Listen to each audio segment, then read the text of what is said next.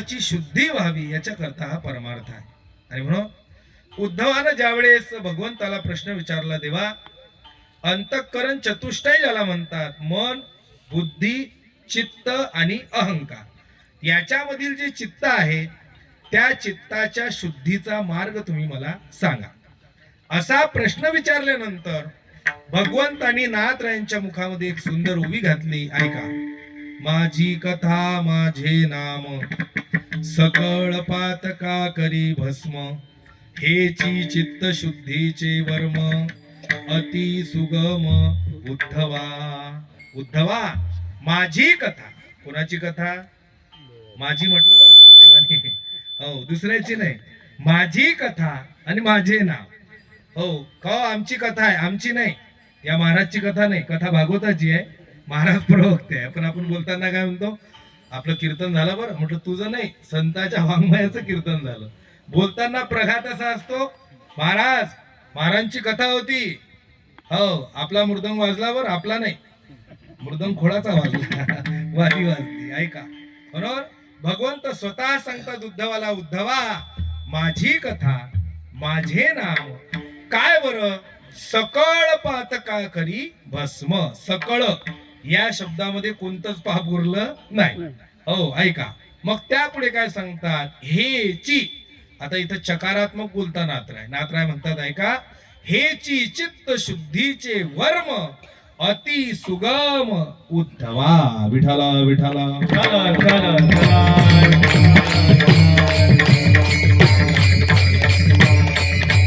कोणी जर म्हणत असेल, महाराज आमचं चित्त शुद्ध नाही, आम्हाला चित्त शुद्धीचा मार्ग सांगा, त्यानं फक्त नाथरायांची एक ओवी पाठ करा, आपलं चित्त शुद्ध झाल्याशिवाय राहणार नाही. आणि परमार्थाची परिसीमा, परमार्थाचं फळ म्हणजे तुमच्या चित्ताची शुद्धी. चित्त नाही नामी तरी ते व्यर्थ, चित्त नाही नामी तरी ते व्यर्थ, चित्त नाही नामी तरी ते व्यर्थ, त्रिवेणी संगानी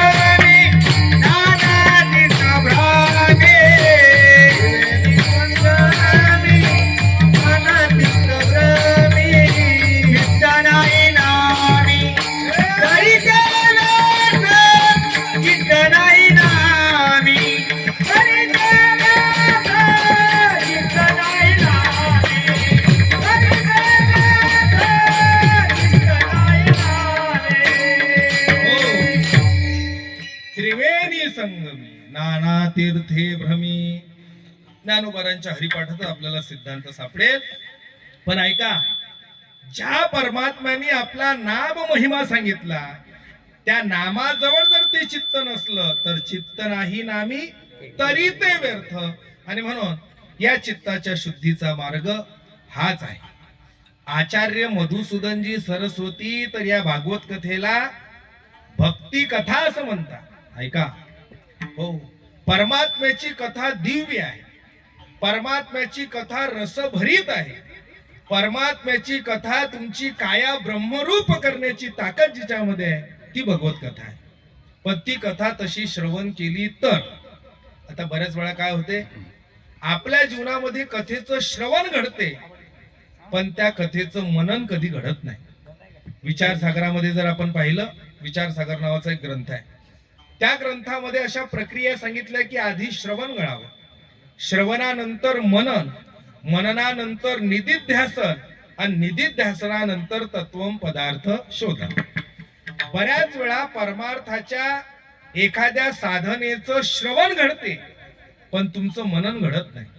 असं कधी होते का हो, की आपण कीर्तनानंतर घरी गेलो, घरी गेल्यानंतर लोकांनी ह्याच चर्चा केल्या, आज अभंग कोणता होता, नेमकं महाराजांनी अभंगात सांगलं काय की गप्पाच मारल्या, नेमकं केलं काय, ह्या कधी आपण गप्पा मारत. याचा अर्थ असा होतो, परमार्थाचं श्रवण होतं, ग्रंथाचं श्रवण होते पण त्याचं मनन कधी होत नाही.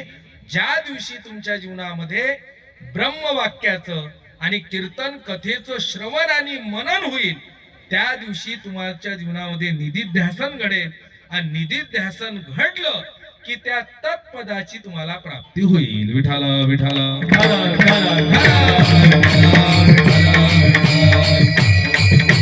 अशा पद्धतीनं 7 दिवस आपण या भक्ती कथेचं या ठिकाणी श्रवण करीत आहात. नाथराय एका ओवीमधून सुंदर सांगतात, भगवत कथा म्हणजे काय, तर आपली कथा श्रवण करून जर अंतःकरण द्रवत नसेल, या चित्ताची शुद्धी होत नसेल, तर ऐका, माझी कथा माझे नाम हे जरी बरोबर असलं तरी ऐकोनी रहस्य हरी कथा.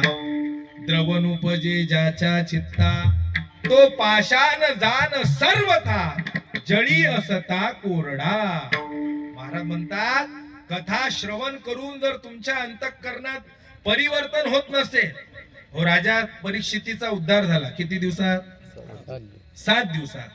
आपले बरेच लोक म्हणतात, महाराज 40 भागवत ऐकले. म्हटलं उद्धाराच्या मार्गावरही नाही तुम्ही तर का? त्याचं कारण आहे काय? नुसतं ऐकून महत्वाचं नाही, ऐकून त्याचा निधिध्यास घडला पाहिजे. श्रवणे परीक्षिती तरला भूपती, श्रवणे परीक्षिती भवत्या तरला भूपती, श्रवणे परीक्षिती तरला भूपती, श्रवणे परीक्षिती तरला भूपती, श्रवणे परीक्षिती तरला भूपती, श्रवणे परीक्षिती तरला भूपती.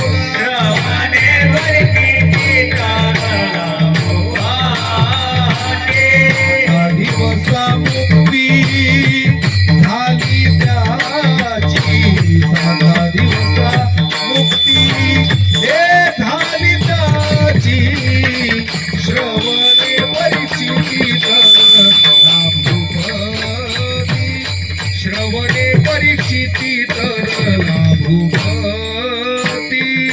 7 दिवसा मुक्ती झाली त्याची, 7 दिवसा मुक्ती झाली त्याची, श्रवणे परीक्षिती तरला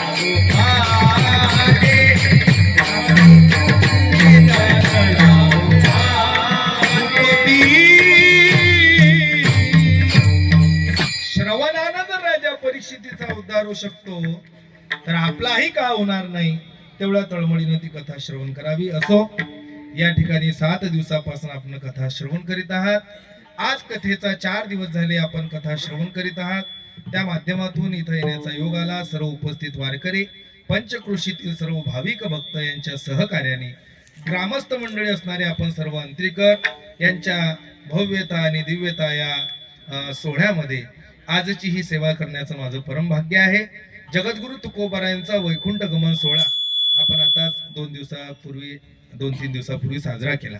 महाराष्ट्रामध्ये आणि या महाराष्ट्राचं सारसत्व वैभव जर कोण असेल, मी नेहमी एक वाक्य सांगत असतो, संप्रदायाचा श्वास आणि विश्वास जर कोण असतील तर ते आमचे ज्ञानोबाराय आणि तुकोबाराय. वारकरी संप्रदायामध्ये ज्या ग्रंथ प्रस्थानाला महत्व आहे, आज लोक इतर ग्रंथ वाचतात, काही अडचण नाही, पण ऐका, ग्रंथराज ज्ञानेश्वरी, गाथा आणि एकनाथी भागवत हे जे 3 तत्वज्ञानाचे ग्रंथ आपल्याला सांगितले, हे जर आपल्या जीवनामध्ये आपण चिंतन केलं, याचं नेहमी जर मनन केलं, तर आध्यात्मिक क्रांतीचे आपण जनक व्हाल. एवढी ताकद ज्या ग्रंथामध्ये आहे ते हे 3 ग्रंथ आहे. विठाल विठाल.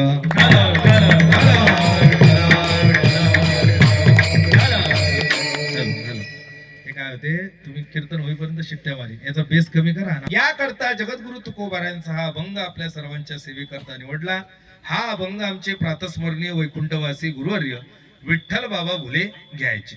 बाबा सांगायचे की संतांच्या जीवनामध्ये त्यांचं जीवन, आज जे जीवन तुम्ही जगत आहात त्या जीवनाला त्यांनी कधी महत्व दिलंच नाही.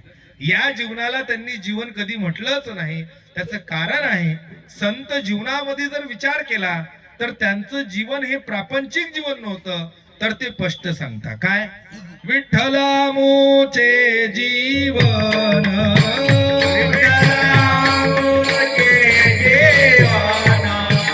आगमा निगमाचे स्थान, आगमा निगमाचे स्थान, विठ्ठलाचे स्थान,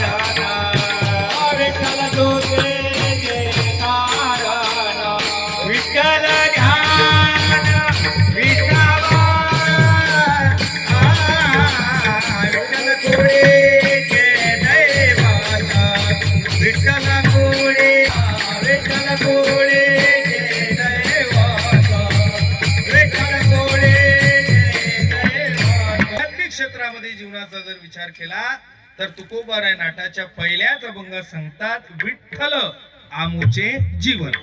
हे वाक्य सदानंद गुरुजी होते, त्यांच्या गाडीवर होतं लिहिलेलं. म्हणायचे वा आमचं जीवन हे प्रापंचिक जीवन नाही, हे जीवन या जीवनाला खरं जीवन ज्याच्यामुळे प्राप्त झालं तो परमात्मा आहे.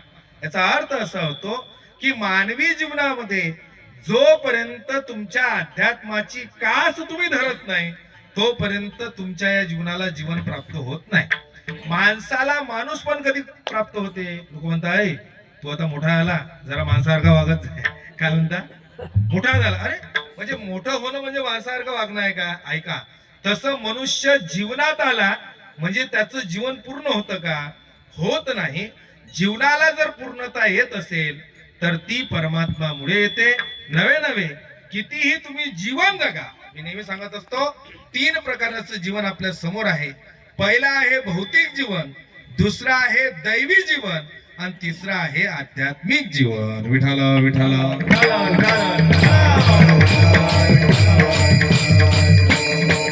हो, भौतिक जीवनाचा आपण विचार करू. आज भौतिक जीवनात जगणारे तुम्ही आहात, मी आहात, आपण सर्वच आहात. या जीवनाचा जर विचार केला तर बरीच लोक या जीवनामध्ये आले. तसं तर जीवनाचा विचार केला तर जीवन 2 प्रकारचं, एक सामान्य जीवन आहे, दुसरं विशेष जीवन आहे. सामान्य जीवन कशाला म्हणतात? सामान्य जीवन त्याला म्हणतात, सज्जनांनो ऐका, जसा जन्माला आला तसा निघून जाणं, याच्यापेक्षा विशेष काही नाही. बरेच लोक जसे येतात अनिकेत बुवा तसेच जाता, कळब्यातून जाता. ते मन पाठच आहे तुमच्या. ऐका का, त्याचं कारण आहे का? सामान्य जीवन सामान्य नाही, सामान्यातलं सामान्य जीवन. पण संतांचं जीवन हे विशेष आहे. त्याचं कारण आहे सज्जनांनो, ज्यांनी परमात्म्याची कास धरली त्यांचं सामान्यातलं जीवन विशेष झालं. ऐका पुढे, ज्यांचं जीवन शून्य होतं. कसं होतं? शून्य. आता बऱ्याच लोकांचं जीवन शून्यही नाही, आता त्याला काय म्हणतात मी काही सांगू शकत नाही. पण ज्यांचं जीवन शून्य होतं त्यांच्या जीवनामध्ये त्यांनी संत वाङ्मयाची कास धरली आणि शून्य असलेलं जीवन धन्य झालं. याचा परिणाम काय? आपल्याला एकच उदाहरण सांगतो. चांगदेव महाराज 1400 वर्ष जगले. किती वर्ष? 1400 वर्ष. चांगदेव महाराजांना असं वाटलं आपलं जीवन तर 1400 वर्षाचे आपण आहोत. पण ज्या दिवशी आमच्या मुक्ताबाई त्यांच्या जीवनात आल्या, मुक्ताबाईने आशीर्वाद दिला, नवे नवे लेकरू म्हणून आपलं म्हणून घेतलं, त्या दिवशी चांगदेव महाराजांनी म्हणावं आतापर्यंत जगलेलं जीवन व्यर्थ गेलं, पण आज माझं खरं जीवन चालू झालं. कोण्या वेळेस? चांगदेव म्हणे आजी जन्म आलो आणि गुरुपुत्र झालो मुक्ताबाईचा. माणसाने काय चैतन्य महाराज देगलूरकर त्यांचे प्रवचन आहे का? त्या मोबाईलवर इतर काही ऐकल्यापेक्षा रामभाऊ महाराज राऊत आहे, चैतन्य महाराज देगलूरकर आहे, या लोकांची प्रवचन आहे का? रामभाऊ चैतन्य महाराज म्हणत, बरीच लोक म्हणतात आमचं वय झालं महाराज, आमचं काय वय असंच झालं, हे पांढरे काय? अरे बर, मग चैतन्य महाराज म्हणत वय कधी कसं मोजावं तुमचं? तुम्ही किती वर्षाचे आहात? आता तुम्ही किती वर्ष आहे बापू? 76. ऐका, याचं वय आहे 76. 76 वर्षाचे बापू आहे. तुम्ही पारायण किती केले ज्ञानेश्वरीचे? ज्ञानेश्वरी पारायण केलं काय? 1 केलं. आता समजून घ्या, 76 वर्षाचे जरी तुम्ही असले तरी तुमचं वर्ष फक्त एकच आहे. का? ज्ञानेश्वरीचं पारायण ज्या दिवशी तुम्ही चालू कराल त्या दिवशी तिथून तुमचं वय खरं चालू झालं हे समजा. हे मी सांगत नाही बरं, चैतन्य महाराज सांगतात. म्हणून उरलेलं आयुष्य एकच करा. आपल्या जीवनाला जर खरं जीवन प्राप्त करायचं असेल तर आता पुढे उरलेलं आयुष्य फक्त ज्ञानेश्वरी करता, गाथा करता समर्पित करा. तुमच्या जीवनाला खरं जीवन प्राप्त होईल. विठाला विठाला. म्हणजे माणसाचं वय मोजण्याचं यंत्र आहे. ज्या माणसाचं वय आपल्याला मोजायचं आहे, म्हणजे मी फक्त उदाहरण तुम्हाला म्हणून सांगितलं. पण ज्या दिवशी तुमच्या जीवनामध्ये अनेक पारायण घडतील, अनेक गाथेचं पारायण घडेल, त्या दिवशी समजून घ्यावं आपलं खरं वय आता चालू झालं. उरलेलं आयुष्य ते भगवंताच्या जीवनाकरता समर्पित करावं. भौतिक जीवन असं आहे महाराज, मी म्हणतो भौतिक जीवन कितीही सुधारू द्या, कितीही सुधारू द्या, भौतिक जीवनामध्ये आपलं जाऊ द्या. ज्या रावणाचं भौतिक जीवन एवढं सुधारलेलं होतं की त्या जीवनाचं वर्णन करण्याचा मोह तुकोबारांना आवरला नाही ना. तुकोबारा म्हणतात, तुका म्हणे ज्याची संपदा, जे तुकोबार आहे संपत्ती, हो संपदा, धन, मान, पैसा याला माती मोल किंमत देतात, त्या तुकोबारांनी म्हणावं तुका म्हणे ज्याची संपदा एवढी. केवढी केवढी सांगता आली नाही म्हणून एवढी अभंग पाहून घ्या. लंके माझी घरे किती ती आहे का, सांगितसे संख्या जैसी अंतैसी, याच्यामध्ये जशी अंतशी. घरी जा, हिशोब करा, कॅल्क्युलेटर घ्या. पण ऐका, एवढं जीवन ज्याचं भौतिक चांगलं होतं त्या रावणाचं सुद्धा जीवन पूर्णत्वाला गेलं नाही. त्याचं कारण एक आहे, जो परमात्म्याची कास धरतो त्याचं भौतिक जीवन बदलतच असते.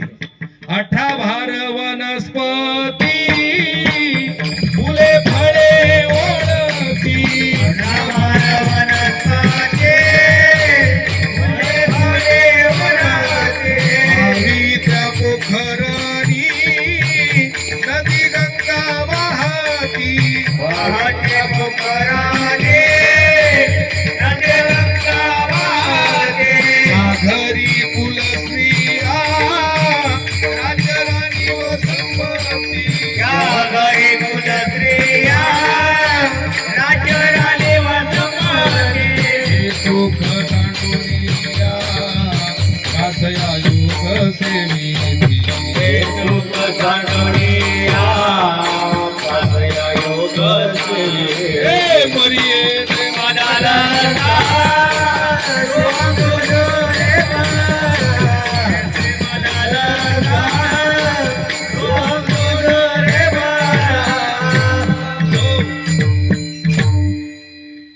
प्रमाण कशा करता दिलं, आपल्याला टाइम होता म्हणून दिलं काय? नाही. ऐका, याच्यामध्ये भौतिक जीवनाचं वर्णन आहे. आताचे आपले जीवन काय संपन्न असतील, आपल्याकडे थोडं असेल, संपत्ती असेल, पण ऐका त्या काळाचं ऐश्वर्य. एक माता आपल्या मुलाला सांगते, अरे बाळा 18 भार वनस्पती फुले फळे उळती, 22 त्या पोखरणी नदी गंगा वाहती. ज्या घरी कुल स्त्रिया राज्य राणी व संपत्ती, याच्यामध्ये सर्व ऐश्वर किती असेल विचार करा. पण ऐका, हे सुख सांडोनिया कासया योग सेविती. आपल्याकडे थोडंच आहे तरी लोक घर सोडत नाही. महाराज हे एवढं वैभव आहे ना. हा, बरीच लोक आता त्या नाशिक जिल्ह्यात एकदम पोर आमच्या आले होते. म्हटलं बाकीचे एखादे मुलं तुमच्या आले तर, महाराज एवढी संपत्ती आहे आमच्याकडे, काय काम आहे परमार्थाचं. म्हटलं बरोबर आहे. म्हणजे याचा अर्थ असा होतो, भौतिक जीवन तुमचं सुधारलं म्हणजे परमार्थाची गरज नाही असं नाही. कितीही जीवन संपन्न असो, ते पूर्णत्वाला जर जात असेल तर ते अध्यात्मानं जात असेल. म्हणून त्या राजा महाराजांनी एवढ्या मोठ्या संपत्तीचा त्याग केला आणि कोणता मार्ग स्वीकारला? परमार्थाचा मार्ग स्वीकारला. महाराज म्हणतात, ज्यांनी एवढं मोठं सोडलं आणि याचा स्वीकार केला ते काय वेळे होते काय? हा, म्हणून या करता एक करा, जीवनामध्ये परमार्थाची कास धरा. भौतिक जीवन कितीही संपन्न झालं तरी भौतिक जीवनात नाही. आणि म्हणून दुसरं जीवन आहे दैवी जीवन. दैवी जीवन, या दैवी जीवनात सुद्धा महाराजांचा प्रवेश झाला. जगद्गुरु तुकोबारायांचं जीवन जर आपण पाहिलं तर महाराजांचं जीवन हे प्रापंचिक जीवन काही वेगळं होतं. प्रापंचिक जीवनामध्ये वयाच्या 18व्या वर्षी जगातून आई बाप निघून गेले. प्रपंचाची जबाबदारी पडली आणि जबाबदारी पडल्यानंतर जगद्गुरु तुकोबाराय या संसार रूपी तापाला कंटाळले. संसाराच्या तापे तापलो मी देवा, संसाराच्या तापे तापलो मी देवा, संसाराच्या तापे तापलो मी देवा, संसाराच्या तापे तापलो मी देवा. करिता या सेवा कुटुंबाची, करिता या सेवा कुटुंबाची, मनवोनी तुझे आठविले पाय, मनवोनी तुझे आठविले पाय.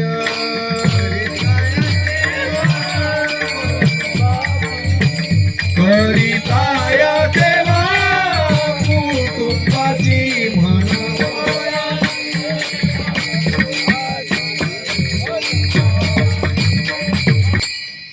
इतका घसा दुखरायला आवाज तुम्ही सेवा देवा, करिता या सेवा कुटुंबाची. देवा, या तापाने मी तापलो, या तापातून मला एकदा बाहेर का